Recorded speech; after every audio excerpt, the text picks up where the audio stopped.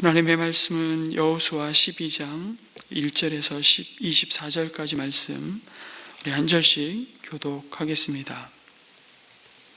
여호수아 12장 1절에서 24절까지 말씀입니다. 1절 말씀을 제가 먼저 봉독합니다. 이스라엘 자손이 요단강 동쪽 해 돋는 쪽 곧 아르논 골짜기에서부터 헤르몬 산까지 동쪽 온 아라바를 무찌르고 점령하였는데 그 땅의 왕들은 다음과 같다. 하나는 헤스본에 사는 아모리 사람의 왕 시온이다. 그는 아르논 골짜기 끝에 있는 아로엘에서 골짜기 중간과 길라앗의 반쪽과 더 나아가서 암몬 자손의 경계인 얍복강까지를 다스렸다. 그는 또한 아라바 동쪽 방면의 긴네롯 바다까지와 아라바의 바다 곧 동쪽 방면의 사해 벳 여시못으로 통하는 길까지와 남쪽으로는 비스가 산 기슬까지 다스렸다. 또 하나는 바사나 왕인 옥이다. 그는 르바족 가운데서 살아남아 아스타롯과 에드레이에서 살고 있었다.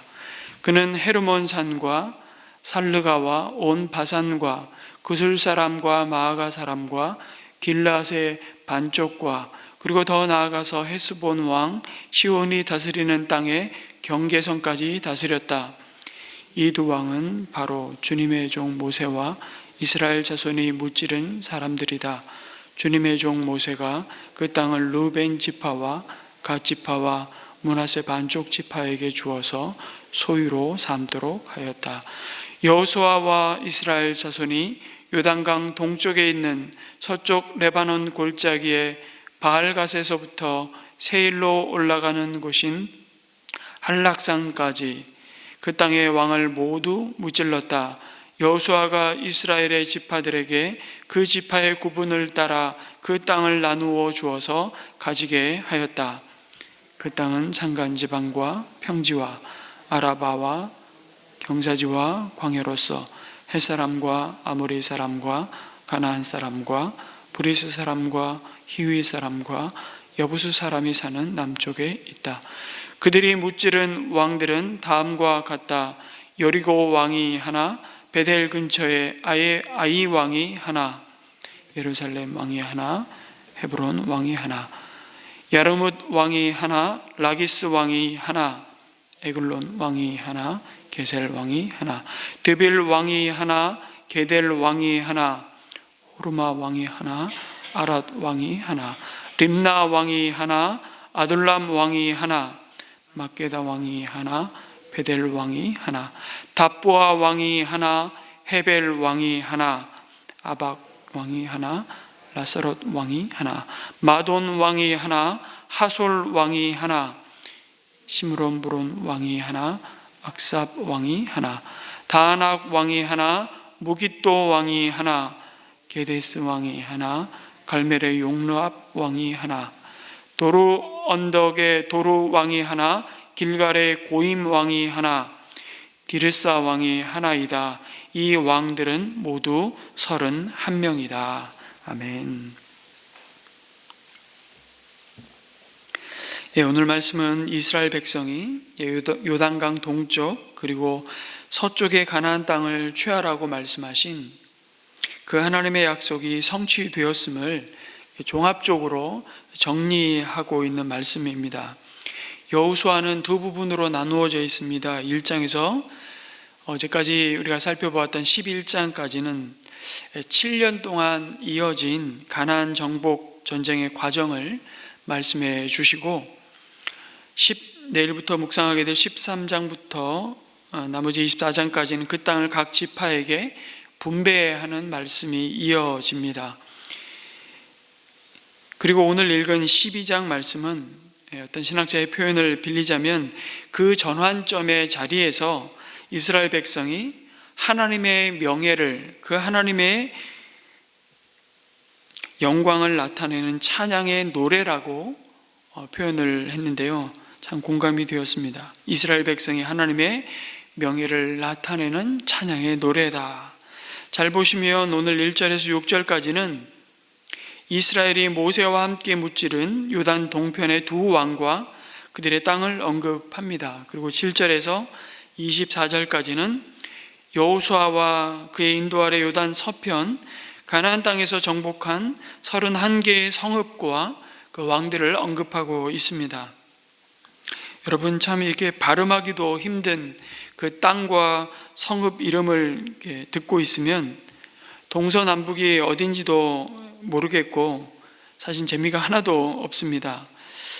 성경 말씀을 읽다가 이런 본문이 나오면 그냥 후루룩 그냥 지나가고 싶습니다. 굳이 이렇게 정복한 성읍들과 그 왕들을 일일이 다 기록하고 기억해야 할까 싶습니다. 그런데 여러분, 여호수아와 이스라엘 백성들에게도 그랬을까요?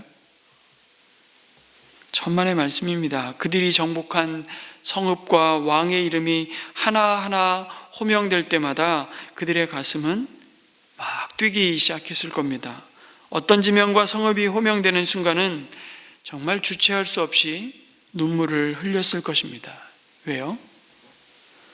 바로 하나님이 주신 약속이 신실하게 이루어지는 그 현장에 자신이 함께 있었기 때문입니다.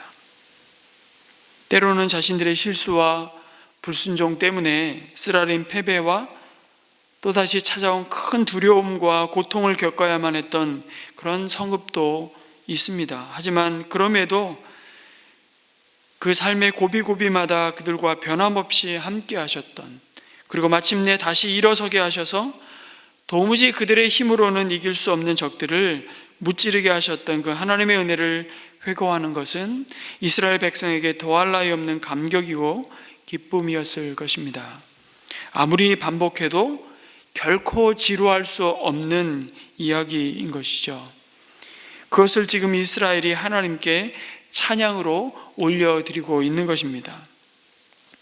말씀을 묵상하다가 이곳의 은혜샘물교회와 샘물학교가 처음에 첫 삽을 이렇게 뜨던 순간이 기억이 났습니다.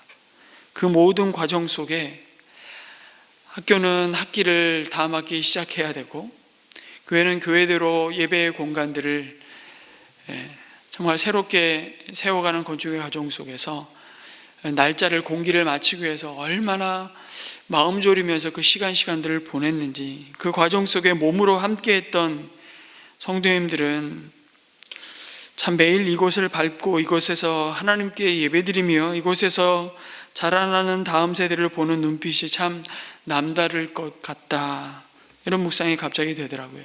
제가 이 말씀을 드리는 이유는 그 이후에 주님의 몸된 교회에 함께한 성도님들은 그것을 모르실 거야, 그걸 말씀드리려는 것이 아닙니다. 앞서서 이 터를 닦은 분들의 수고와 헌신을 무용담처럼 들려드리는 것이 아닙니다. 하나님의 은혜의 그 손길로 얼마나 놀랍게 여기까지 우리를 인도해 오셨는지를 기억하자는 것이죠. 그것을 잊어버리는 순간 정말 사람의 자랑과 영광만이 남습니다.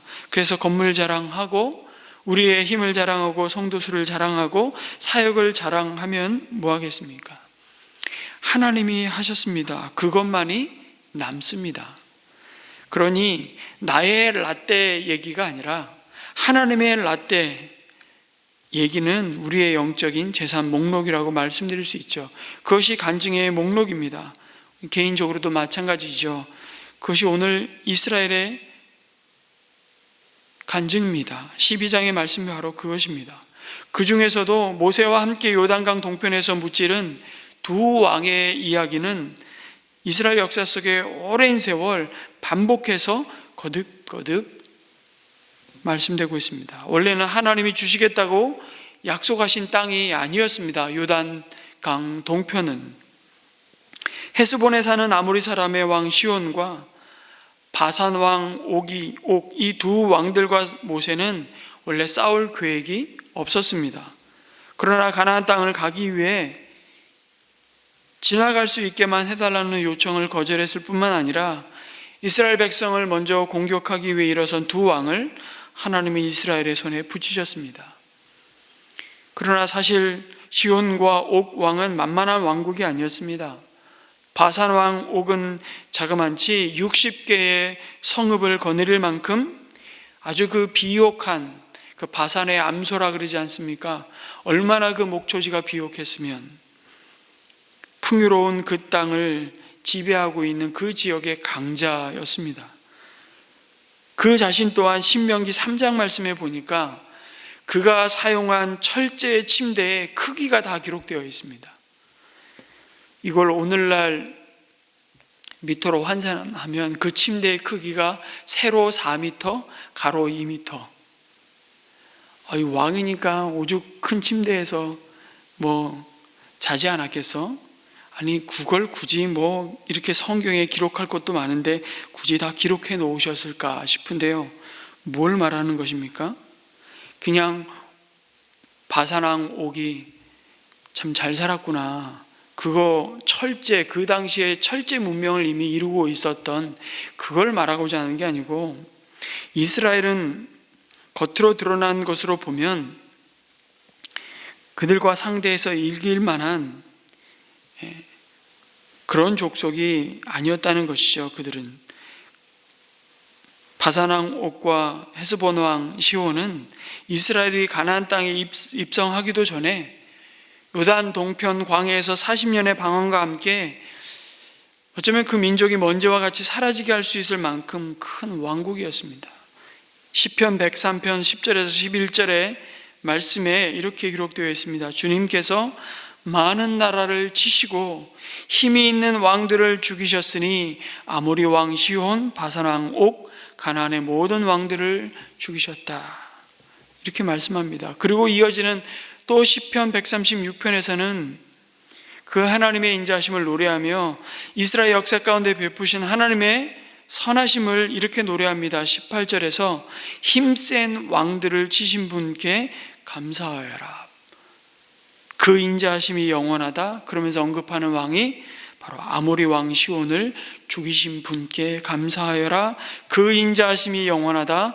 바산 왕 옥을 죽이신 분께 감사하여라. 그 인자하심이 영원하다. 이렇게 찬양합니다. 지나간 역사를 다시 기억하며 이스라엘 백성들이 붙잡아야 할 메시지는 분명합니다. 너희 자신에게 그 땅과 성읍을 취할 자격과 능력이 있어서 소유 삼을 수 있었던 것이 아니라는 것을 우선적으로 잊지 말라는 것입니다. 이스라엘 백성들을 들어서 사실은 정말 가나안을 정복하셔야 이건 정말 하나님이 하셨구나, 하나님의 일하심과 영광이 드러납니다. 왜 그렇습니까?